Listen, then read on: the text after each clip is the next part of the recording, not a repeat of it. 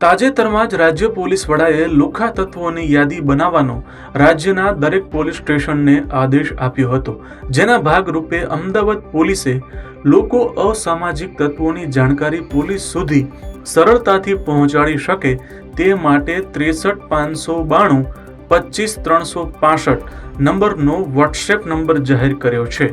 ગુજરાતના ગૃહમંત્રી હર્ષ સંઘવીએ પોલીસને ટકોર કરતા કહ્યું કે જો પોલીસ અધિકારીઓ લુખ્ખા અને અસામાજિક તત્વો સાથે સંબંધ રાખશે તો તેમની પણ નોકરી જશે। સરકાર આવા તત્વોને કોઈ પણ ભોગે બક્ષશે નહીં। તેમની સાથે સાંઠગાંઠ ધરાવતા પોલીસ કર્મચારીઓ સામે પણ કડક કાર્યવાહી થશે। અમદાવાદના પાલડી વિસ્તારમાં આવેલા આવિષ્કાર એપાર્ટમેન્ટના એક બંધ ફ્લેટમાં દરોડા પાડી એટીએસ અને ડીઆરઆઈએ 95 કિલો જેટલું સોનું અને 60 લાખથી વધુની રોકડ જપ્ત કરી છે। ફ્લેટના માલિક કોઈ મહિલા હોવાની હકીકત સામે આવી છે। દેશના 194 માછીમારો પાકિસ્તાનની જેલમાં કેદ છે, જે પૈકી 123 માછીમારો ગુજરાતના છે। ગુજરાતના 123 પૈકી 33 માછીમાર વર્ષ 2021 થી જેલમાં બંધ છે। 68 માછીમાર 2022 થી જેલમાં બંધ છે। 9 માછીમાર 2023 થી અને 13 માછીમાર 2024 થી પાડોશી દેશની જેલમાં બંધ છે। રાજકોટના પોશ વિસ્તારની પારસ સોસાયટી તેમજ સૌરાષ્ટ્ર કલા કેન્દ્ર વિસ્તારની કેટલીક સોસાયટીઓમાં મિલકતનું વેચાણ વિધર્મીઓને કરવામાં આવી રહ્યું હોવાથી સ્થાનિક રહીશોએ અશાંત ધારો લાગુ કરવા માટે રજૂઆત કરી હતી। મહારાષ્ટ્રના છત્રપતિ સંભાજીનગરમાં સ્થિત ઔરંગઝેબની કબરને દૂર કરવાની માંગ સાથે રાજ્યમાં વિરોધ પ્રદર્શનો થયા। નાગપુરના મહાલ વિસ્તારમાં વિશ્વ હિન્દુ પરિષદે ઔરંગઝેબના પુતળાનું દહન કર્યું હતું। બે પક્ષો વચ્ચે પથ્થરમારો થયો અને ઘણા વાહનોમાં તોડફોડ કરાઈ હતી। 55 લોકોની અટકાયત કરવામાં આવી છે। ઇઝરાયેલે ગાઝા પટ્ટી પર ભીષણ હુમલો કર્યો છે। આ હવાઈ હુમલામાં અત્યાર સુધીમાં 200 થી વધુ લોકો માર્યા ગયા છે।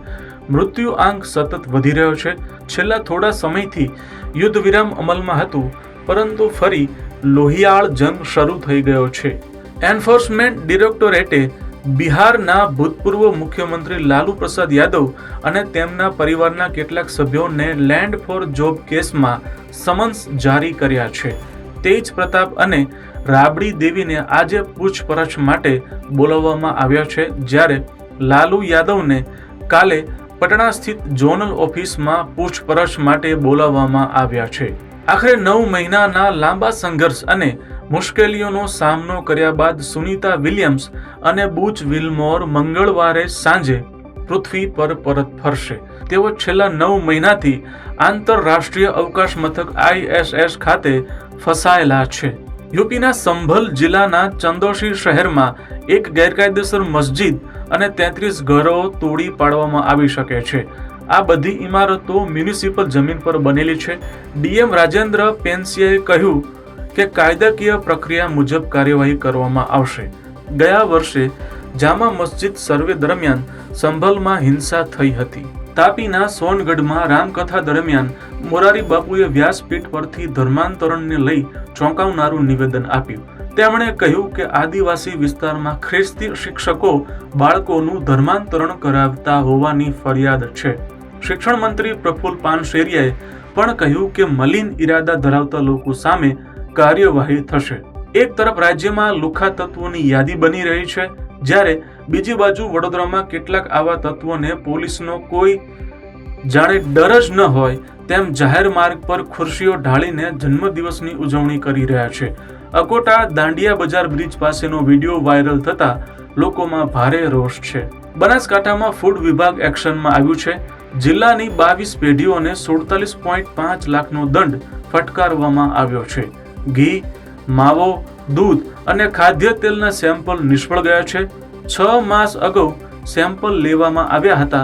પાલનપુર અધિક કલેક્ટરે દંડ ફટકાર્યો છે। પાટણ MBBS ઉત્તરવહી કાંડ મામલે 5 વર્ષ બાદ આખરે મોટી કાર્યવાહી કરાઈ છે। MBBS કાંડમાં વિદ્યાર્થીઓની ઉત્તરવહી બદલીને ગુણ સુધારીને પાસ કરાયા હતા। 5 વર્ષ બાદ MBBS ઉત્તર વહીકાંડ મામલે ફરિયાદ થઈ છે. VC અને રજિસ્ટ્રાર પોલીસ સ્ટેશન પહોંચ્યા અને ફરિયાદ નોંધાવી હતી. ઉત્તર રેલવે લખનઉ ડિવિઝનના કાનપુર સેન્ટ્રલ લખનઉ એશબાગ સેક્શનમાં એન્જિનિયરિંગ કાર્ય માટે ટ્રાફિક અને પાવર બ્લોકને કારણે રેલવે વિભાગ દ્વારા અમદાવાદ ડિવિઝનની કેટલીક ટ્રેનોને લઈ મહત્વનો નિર્ણય લીધો છે, જેમાં ગાંધીધામ ભાગલપુર સ્પેશિયલ ટ્રેન તેમજ અમદાવાદ દરભંગા સ્પેશિયલ ટ્રેનને આગામી 21 માર્ચથી 28 એપ્રિલ સુધી રદ કરવામાં આવી છે.